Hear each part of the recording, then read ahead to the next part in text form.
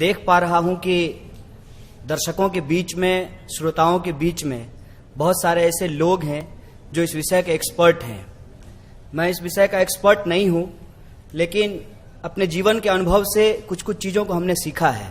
बस उसी के आधार पर कुछ बातें कहना चाहता हूं। जहां से सुभाष जी ने अपनी बात खत्म की है, वहीं से मैं अपनी बात को शुरू करना चाहता हूं कि जब समाज में सांप्रदायिकता है, समाज में धर्मांधता है और लोग धर्म और जाति से ऊपर उठकर सोचने को तैयार नहीं हैं, तो हमारी क्रांतिकारिता और उसकी रणनीति, उस पर बहुत ज़्यादा गंभीर विचार विमर्श करने की ज़रूरत है।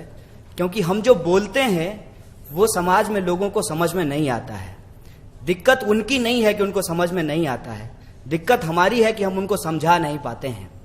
और मैं एक वाक्य आप लोगों से शेयर करना चाहता हूं। मैं धार्मिक नहीं हूं, मुझे धर्म से कोई लेना देना नहीं है, लेकिन एक बात मैं बार बार समझने की कोशिश करता हूं कि जय श्री राम और राम राम में क्या फर्क है। और यह बात मुझे समझ में आती है कि जय श्री राम और राम राम में यह फर्क है कि जय श्री राम के नाम पे हिंदू टेरर को फैलाया जा सकता है, लेकिन राम राम के नाम पे हिंदू टेरर को नहीं फैलाया जा सकता है। यह बहुत छोटी सी बात है। और जब इसका एग्जाम्पल हम एक जगह दे रहे थे तो हमारे एक साथी ने आकर कहा कि आप धर्म की वकालत कर रहे हैं। हमने कहा कि नहीं, हम धर्म की वकालत नहीं कर रहे हैं, धर्म का इस्तेमाल कर रहे हैं धर्मांधताओं के खिलाफ, सांप्रदायिकता के खिलाफ, गैर लोकतांत्रिक लोगों के खिलाफ और जो धर्म के नाम पर टेरर फैलाते हैं उनके खिलाफ। और यह सवाल जब हमने उनको कहा तो कुछ चीजें निकल करके सामने आई उस विमर्श में, वो मैं आपसे शेयर करना चाहता हूं। हमने कहा कि राम जब सबरी का बेर खा रहे हैं, उस राम की तस्वीर आरएसएस को नहीं भाती है। राम की कौन सी तस्वीर आरएसएस को भाती है? कान तक धनुष का प्रत्यंचा चढ़ा रखा है राम, और इस बात के लिए तैयार हैं कि किसी की भी गर्दन काट देंगे। तो ये जो सवाल है, धर्म का जो ये विश्लेषण है और लोगों के विश्वास का, लोक संस्कृति का, धार्मिक आस्था का जिस तरीके से राजनीतिक इस्तेमाल किया जाता है अपने आर्थिक फायदे के लिए, इस बात को समझना बहुत जरूरी है। दंगा, टेरर या कोई भी चीज, उसके पीछे उसका एक पॉलिटिकल इकोनॉमी काम करता है। और उस पॉलिटिकल इकोनॉमी को अगर हम समझने की कोशिश करते हैं तो अपने आप यह बात समझ में आती है कि क्यों इजराइल का समर्थक बीजेपी बनता है, क्यों फिलिस्तीन के खिलाफ यहां पर यह कहा जाता है कि फिलिस्तीनियों को मार करके भगा देना चाहिए, क्यों हिटलर को वो अपना आदर्श मान लेते हैं, क्यों मुसोलिनी की तस्वीर वो अपने घरों में लगाते हैं, और क्यों आजकल वो कह रहे हैं कि अपना ट्रंप भाई आ जाएगा सब ठीक हो जाएगा। इसका मतलब क्या है? इसका मतलब यह है कि जो लोग इस देश के अंदर, दुनिया के अंदर समानता की बात करते हैं, जो लोग कहते हैं कि धर्म लोगों का एक व्यक्तिगत मसला है, इसके आधार पर राजनीति नहीं होनी चाहिए, उन लोगों के खिलाफ जो लोग कहते हैं कि धर्म के आधार पर ही राज्य की स्थापना होनी चाहिए, चाहे वो इस्लामिक स्टेट हो या हिंदू स्टेट हो, उनको दिक्कत होती है। और बड़ी बात मैं आपको कहना चाहता हूं, मार्टिन लूथर किंग ने कहा है कि बुरे लोग इसलिए नहीं चिल्ला रहे हैं क्योंकि वो ताकतवर हैं, बुरे लोग इसलिए चिल्ला रहे हैं क्योंकि अच्छे लोग चुप होकर के बैठे हुए हैं। इसीलिए हमारी चुप्पी को तोड़ने की जरूरत है। और जब हम चुप्पी तोड़ने के लिए तैयार हैं तो फिर समझना पड़ेगा कि हम बोलेंगे क्या। और जब हम बोलेंगे तो हमको लगता है कि जो हमारे ऊपर तोहमत लगती है उससे ही अपनी बात की शुरुआत करनी चाहिए और कहना चाहिए बहुत जोर जोर से कि आतंकवाद का कोई धर्म नहीं होता, लेकिन आतंकवाद हमेशा धर्म का इस्तेमाल करता है। जैसे आईएसआईएस इस्लाम का इस्तेमाल कर रहा है, वैसे आरएसएस हिंदू का इस्तेमाल कर रहा है। इसीलिए ये दोनों समाज के लिए खतरनाक हैं। और खुद मैकियावेली बोल करके गया है कि किसी भी मॉडर्न स्टेट में धर्म की कोई जगह नहीं होनी चाहिए। धर्म जब व्यक्तिगत मसला है तो बताइए कि मस्जिदों से यह फतवा क्यों जारी किया जाता है कि इनको ही वोट देना चाहिए? शंकराचार्य घूम घूम करके क्यों कहते हैं कि इसको ही वोट देना चाहिए? जब धर्म व्यक्तिगत मसला है तो राजनीति में उसका क्या काम है? ये जो एक पोजीशन लेने की जरूरत है, प्रिंसिपल्ड पोजीशन, अगर उसको हम नहीं लेंगे तो हमारे ऊपर तोहमत लगती रहेगी। और इस तोहमत का फायदा कौन उठाएगा? फायदा उठाएगा वो झूठ बोलने वाला इंसान जो आजकल देश का प्रधानमंत्री बना हुआ है। क्या कहते हैं? कहते हैं कि दलितों को मत मारिए, मुझे गोली मार दीजिए। साहब आपको क्यों गोली मार दें, आपको क्यों गोली मारा जाए और किसी को क्यों गोली मारा जाए। जब हम कहते हैं कि हमारे देश में लोकतंत्र है, किसी को गोली नहीं मारा जाएगा और जो मारेगा उसको उठा करके जेल में डाला जाएगा, उसकी मंदिर नहीं बनाई जाएगी। आपने गोडसे की मंदिर बनाई है क्योंकि आप गोली मारने और गोली चलाने की संस्कृति में विश्वास करते हैं। इसीलिए राम की जो तस्वीर है वो सबरी के साथ नहीं है, वो धनुष उठाए हुए राम है। इस बात को हमको समझना पड़ेगा और हिंसा का जो पॉलिटिक्स है, उसकी जो फिलॉसफी है, उसको हमको डिकंस्ट्रक्ट करना पड़ेगा कि कोई भी धर्म इस बात को नहीं कहता कि आप सामने वाले की जान लेकर के अपना आर्थिक और राजनीतिक हित साध लीजिए, ये कोई धर्म नहीं कहता। और हिंदुस्तान के अंदर जो फिलॉसफी है, उसके अंदर जो परंपरा है, वो तो और भी मजेदार है। यहाँ पे बुद्ध और कबीर की परंपरा है, यहाँ चारबाग की परंपरा है, यहाँ अगर ब्राह्मणिक परंपरा है तो उसके खिलाफ श्रामणिक परंपरा भी है। और हमको लगता है कि इस ब्राह्मणिक परंपरा के खिलाफ श्रामणिक परंपरा को हमको जिंदा करना पड़ेगा। ना धार्मिक होते हुए भी धर्म के अंदर जो अच्छी बात है उसको हमको बाहर निकालना पड़ेगा।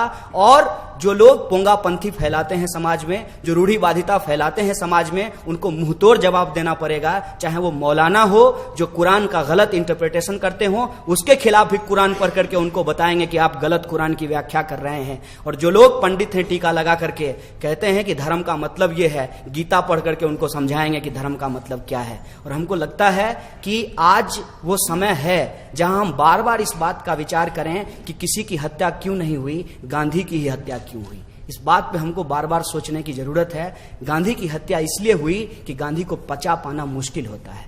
गांधी को पचा पाना इसलिए मुश्किल होता है क्योंकि गांधी इस देश के अंदर जो लोक संस्कृति रहा है, उस ट्रेडिशन को वो रिवाइव करते हैं। और अगर हम उस लड़ाई को आगे बढ़ा करके देखते हैं, तब हमको लगता है कि गांधी के साथ साथ इस संघर्ष में हमारी अगर सबसे ज्यादा मदद किन्हीं से हो सकती है तो वो बाबा साहब भीमराव अंबेडकर थे, जो बार बार कहते थे कि इस देश की सबसे बड़ी समस्या कास्ट है और कास्ट के चलते जो रिलीजन का जो स्ट्रक्चर है वो बदल जाता है। इसीलिए बाहर के जब आप क्रिश्चियनिटी को देखेंगे तो वहां पे कास्ट का स्ट्रक्चर आपको नहीं मिलेगा, लेकिन जब आप केरल जाएंगे तो वहां पे दो तरह की लाइन चर्च में लगती है। एक तरफ जो अपने आप को सीरियन क्रिश्चियन कहते हैं उनकी लाइन होती है और दूसरी तरफ जो नॉन सीरियन क्रिश्चियन होते हैं उनकी लाइन होती है। हमको लगता है कि इस कास्ट के स्ट्रक्चर का भी इस्तेमाल करके, इसको डिकंस्ट्रक्ट करके भी हम धार्मिक टेरर से बच सकते हैं और लोगों को बता सकते हैं कि जब एक अजलाफ अपनी बेटी की शादी अशरफ से नहीं करेगा, बताओ तुम्हारा धर्म एक कैसे है। जब एक ब्राह्मण अपनी बेटी की शादी दलित से नहीं करेगा और एक दलित अपनी बेटी की शादी ब्राह्मण से नहीं करेगा, तो बताओ तुम्हारा धर्म एक कैसे है।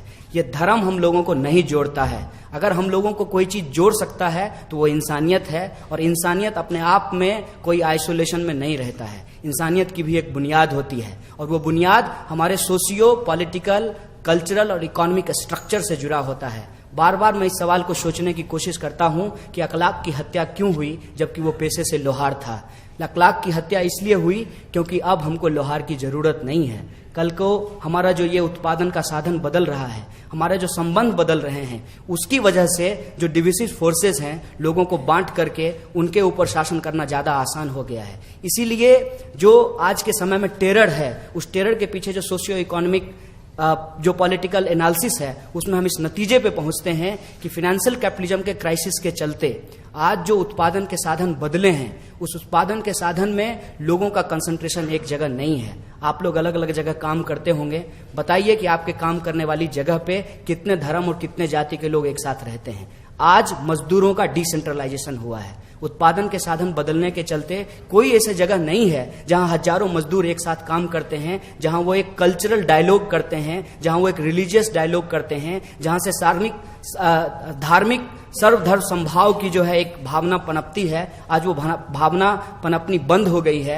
इसीलिए लोगों को बांटना आसान हो गया है। इसीलिए हिंदुओं को ये बता करके तोड़ा जा सकता है कि मुसलमान के चलते बेरोजगारी है, और बेरोजगार मुसलमान को ये कह करके तोड़ा जा सकता है कि इस देश में अब आरएसएस आ गया है तो हम लोगों को ओवैसी के पीछे चल देना चाहिए। हमको लगता है कि ये जो एक्सट्रीमिज्म है, इससे हमको बचने की जरूरत है। और फाइनेंशियल कैपिटलिज्म पे चोट करते हुए जो हमारा बुनियादी सवाल है, उस पर हमको आंदोलन को खड़ा करने की जरूरत है। वरना मोदी और ट्रंप में हम ज्यादा फर्क नहीं कर पाएंगे। और वो जो बोल रहा है वो सीधे सीधे अंग्रेजी में बोल रहा है और ये आजकल थोड़ा नाटक करके हिंदी में बोलते हैं। इन्होंने क्या बोला है, कहा है कि बादशाह लोग गाय का इस्तेमाल करते थे जब राजा और बादशाह की लड़ाई होती थी। हमारी नजर में तो राजा और बादशाह में कोई अंतर नहीं है।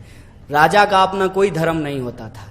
राजा का एक ही धर्म था, प्रजा का शोषण करना, चाहे उसका धर्म कुछ भी हो, चाहे वो मंदिर जाता हो या मस्जिद जाता हो। लेकिन राजा के धर्म से ऐतिहासिक काल का विवेचन किया जाता है और उस समय लोगों की जो खान पान रही थी, मतलब बाबर की गलती का बदला जुम्मन मियां से लिया जाएगा। ये जो परिस्थिति समाज के अंदर पैदा की गई है, इस पे हमको रैशनली सोचने की जरूरत है। और कितना कितना शानदार बात प्रधानमंत्री जी बोले हैं कि सब लोग आह वाह कर रहे हैं, लेकिन उस लाइन का अगर एनालिसिस करें तो हमको समझ में आता है। उन्होंने कहा है कि नकली गौरक्षकों से देश टूट रहा है, मतलब असली गौरक्षकों से देश जुड़ जाएगा। साहब, गौरक्षकों से देश नहीं जुड़ता है। बेरोजगारी का समस्या हल करने से, लोगों के अंदर जो गरीबी का सवाल है उसको हल करने से, शिक्षा का सवाल हल करने से, समाज के अंदर जो भ्रष्टाचार है उसको दूर करने से, और जो असमानता है, चाहे वो जाति के आधार पे हो, लिंग के आधार पे हो या धर्म के आधार पे हो, उस असमानता को दूर करने से समाज जुड़ता है। क्योंकि असमानता कभी भी समाज में समरसता नहीं लाती है। और ये आरएसएस बार बार घूम घूम करके कह रही है सामाजिक समरसता। किसी की गर्दन काट करके आप कौन सी समरसता लाएंगे? किसी के बाप को अगर दंगे में मार दिया गया है, उसका बेटा स्वाभाविक रूप से एक फंडामेंटलिज्म की तरफ जाएगा। जब तक आप ये जो लेट जस्टिस है, ये जो डिलेड जस्टिस है, इस प्रॉब्लम को रिजॉल्व नहीं करेंगे, समाज के अंदर शांति स्थापित नहीं हो सकती है। इसीलिए अगर हम समाज में शांति स्थापित करना चाहते हैं और टेरर के खिलाफ अपनी आवाज को बुलंद करना चाहते हैं, लोकतंत्र की बुनियाद को मजबूत करना चाहते हैं, तो हमको लगता है कि कुछ चीजों पे बहुत बेबाक होकर के हमको बोलने की जरूरत है कि मॉडर्न स्टेट में रिलीजन की कोई जगह नहीं है। रिलीजन आपका व्यक्तिगत मसला है। आपको जैसे करना है आप कीजिए, आपको जो खाना है खाइए, आपको जो पहनना है पहनिए, लेकिन लोकतंत्र आपके इशारे पे नहीं चलेगी। लोकतंत्र संविधान के हिसाब से चलेगा, ना मनुस्मृति से चलेगी, ना कोई दूसरी आसमानी किताब से चलेगा। ये बात हमको स्पष्ट तौर पे कहना पड़ेगा। और दूसरी बात कि धर्म का इस्तेमाल करके जो आप वोट बैंक की राजनीति करते हैं, हम इसको खारिज करते हैं। हम वोट देंगे अपने मुद्दों के आधार पे, और हमारा मुद्दा विद्यार्थी होने के लिए के नाते शिक्षा है, नौजवान होने के नाते रोजगार है, महिला होने के नाते जेंडर जस्टिस है, और दलित पिछड़ा होने के नाते सामाजिक न्याय है। इन मुद्दों पे हम वोट करेंगे। तो ये जो रास्ता है, इस रास्ते को हमको अपनाना पड़ेगा और बेबाक होकर के बोलना पड़ेगा। नहीं तो अगर हम झिझकेंगे तो हमारे ऊपर तुष्टीकरण का आरोप लगाएंगे, और हमारी कोई तुष्टीकरण नहीं है। हमारे अंदर समाज बदलने की संकल्पना है, और इस संकल्पना के ऊपर जो एक बहुत बड़ा हमला है वो सिर्फ राष्ट्रीय नहीं है, अंतर्राष्ट्रीय है। इसीलिए इस आंदोलन को राष्ट्रीय नहीं अंतर्राष्ट्रीय बनाने